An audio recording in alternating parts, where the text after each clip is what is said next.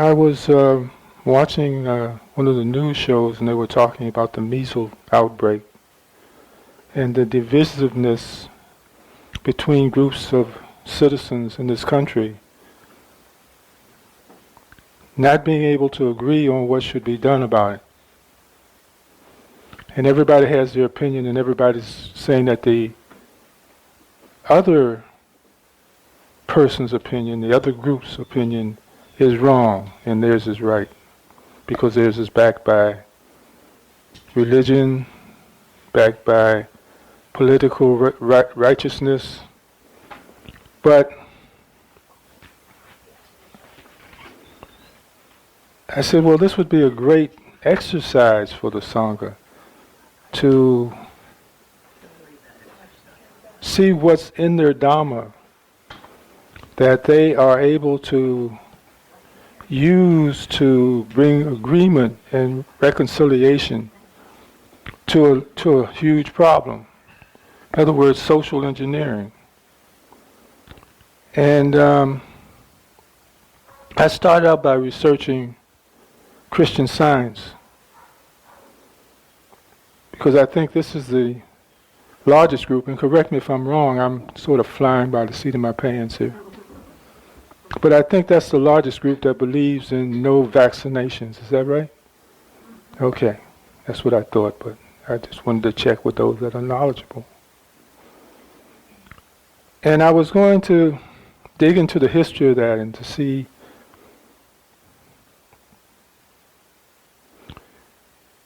what it was that motivated them, that is, the them that are calling themselves this group or that group.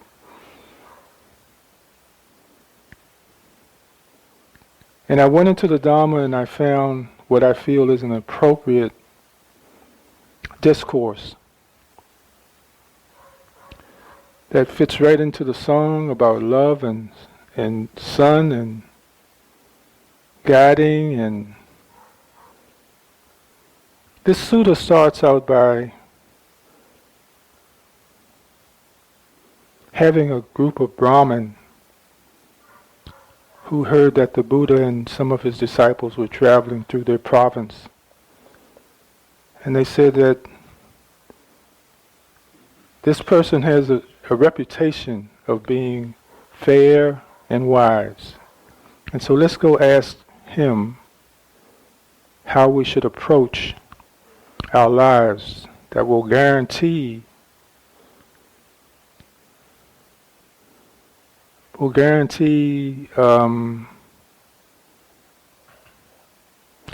a fortunate rebirth. Now I know everyone here doesn't care about that.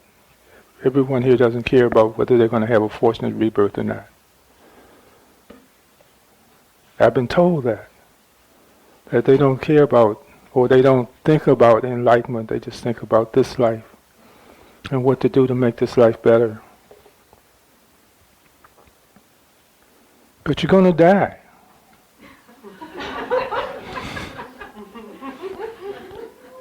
And when you do, you have to face that question. And according to those who've had NDEs, you see yourself and you review your life. So how can we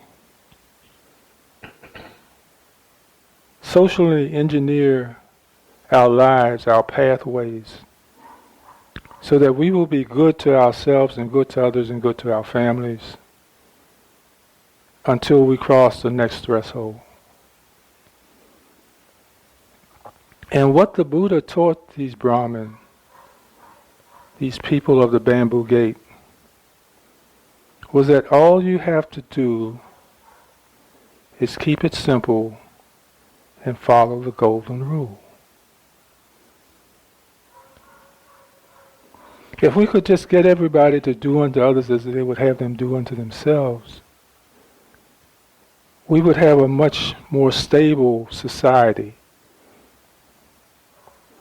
and a much more agreeable society.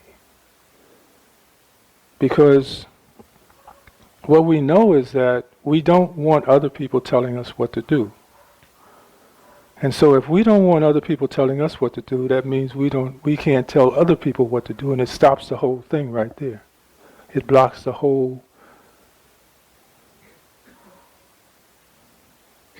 conglomerate of information, the bombardment of information that says my way is better than your way. Now, if I don't want to hear that from you, then that means I can't give it to you. I can't pronounce it to you. I have to bite my tongue. Now, first of all, there are 7 subjects that are suggested by the Buddha to the Brahmin. And they involved actions or volitions or karma, like killing, stealing, lying, sensual misconduct. That means misconduct occurring out of any of the orifices.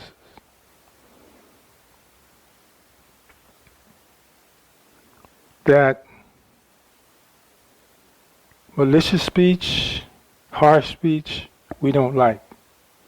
We don't like our friends divided from us by gossip. So that means that we are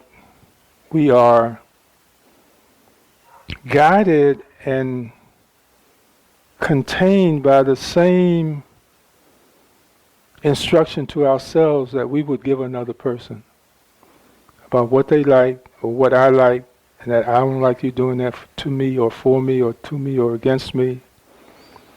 Then I am required to give you that same respect. The golden rule. If you don't like it, don't do it to other people. If you don't like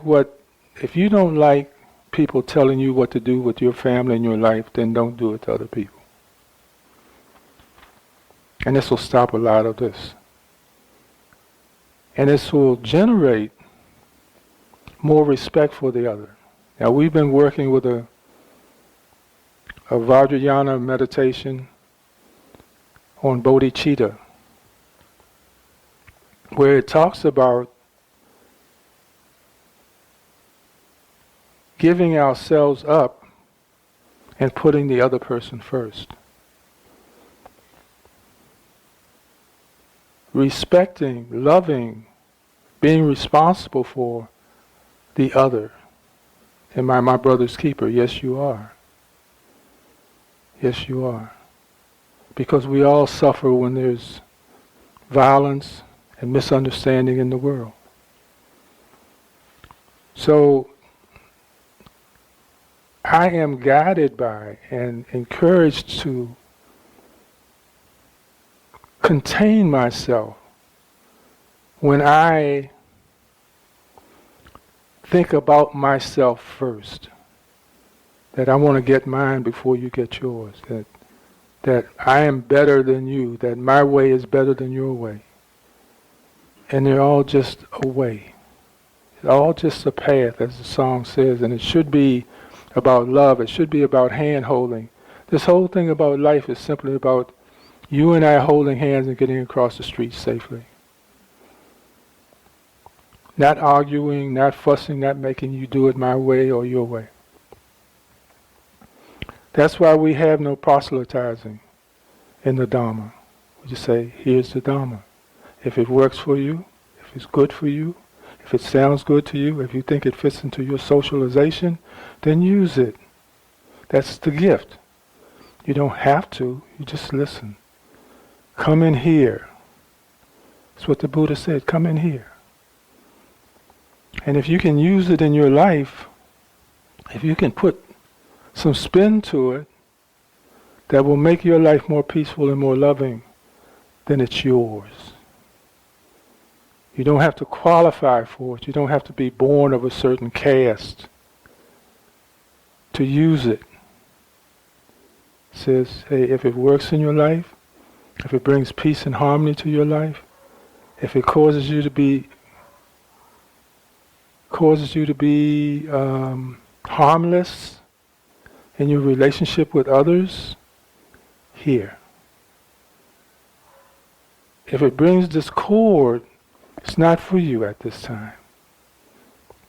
If it brings unpeace, it's not for you at this time.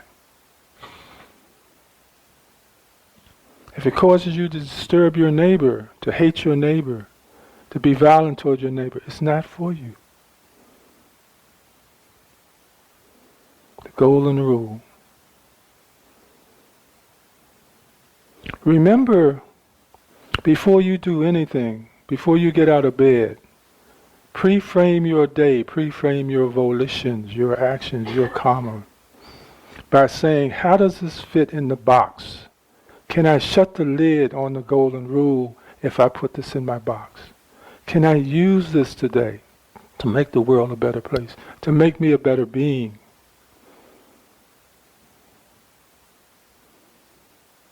There's just too much craziness. And somebody's got to make, everybody says, well, why do I have to do it? Why do I have to be the good one? Why do I have to behave? Why can't I just be crazy like everybody else? Well, the answer to that is somebody's got to. Somebody's got to. Somebody's got to just be who we were designed to be, so that others will say, well, gee, if they can do it, because I remember when I was a Christian, and they would always tell me what Christ did. And I said, yeah, that's easy for him. Look at who his father was. Man, you should see my father. So, but now we can demonstrate to the world, to this reality, that it was designed for, and it's about, relationship with Homo sapiens, with sentient beings, with living beings, with all living things in nature. How do we treat all of them? Some of us treat our pets better than we treat our neighbors. Some are quick to rescue, to support a pet, a stray. When if they just looked out into the world to see what was happening on a daily basis, to the least of theirs, we would see that we're all mutts, we're all strays. Loving kindness, loving kindness, the golden rule. Social engineering, what's going to work? I think that will be the answer. But we've all got to agree that it will be the best thing for each of us to do, or we won't do it. We'll just continue to do the same thing. So the first thing you've got to do, in my opinion, is to ask yourself, does the golden rule make sense to me? And then can I fulfill it more than I drop the ball? Now, I don't expect everyone to be perfect on the first day. I really don't. It takes practice. It takes practice to get better, to be more skillful. That's what life is about. Life is about practicing how to treat ourselves and how to treat others. And the more we practice, the better we get at that, the better we get at loving. We know that every relationship we've ever had, when it ended, the next one was a little better, because we've had the practice of trying to make it so. We learn some things about what not to do and what not to say and how not to behave. 7 things. Now, the first requirement on each of the 7 is obviously to make the distinction that says, I would not like this done to me by anyone else. That's the first question. Can I tolerate this?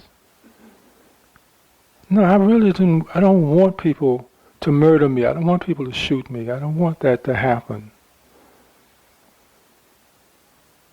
And then the second phase of that is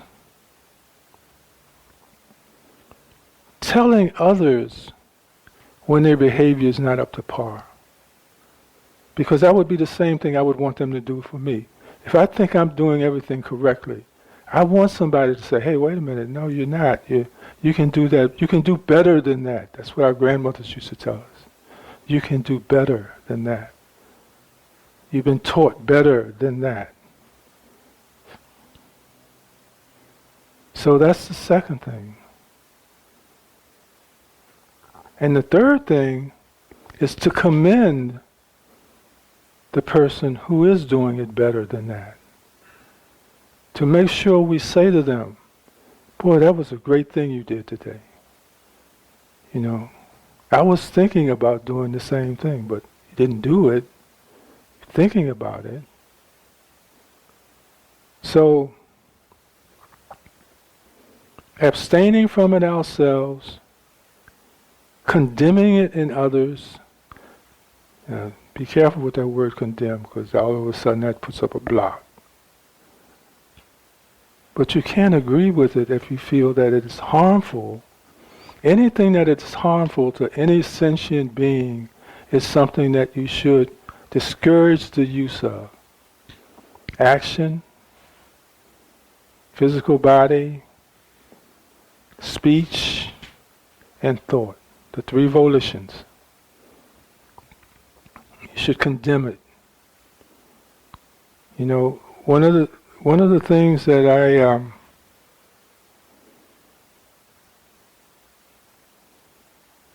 was delighted to see in the movie The Green Book. And everybody who saw it, most of them thought that it was about two different cultures getting together and becoming friendly with each other and social to each other. But on the last scene of the movie,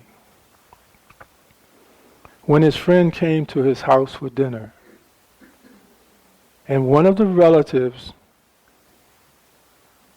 voiced a slur about the friend who was coming to dinner, and the man of the house said, don't call him that. That's what we're talking about when we say condemn. We're not tolerating the intolerable. Not letting it slide because they're my uncle or they're my cousin or they're my neighbor or they're my wife or they're my husband. But to be able to stand up and say, no, that's not right. That's what we're talking about by condemning. Not raising our voices, not yelling and screaming, but just saying, that's not right. Don't do that. Not here. Not in my home. Don't do that.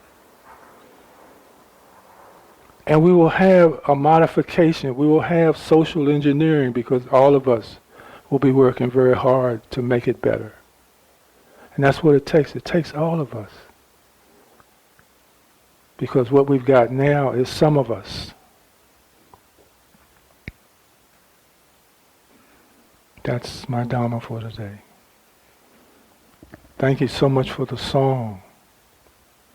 Mike, David, Pannadipa, Maya, and you.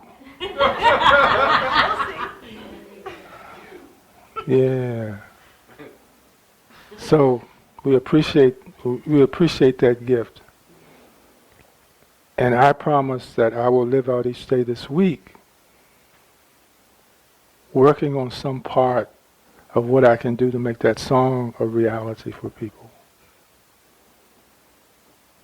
Let the pure light within you guide you on your way. That's awesome. Thank you for listening.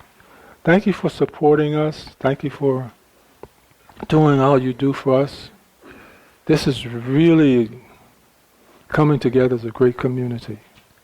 Helping, making Amy's job easier. Thank you so much. Appreciate it.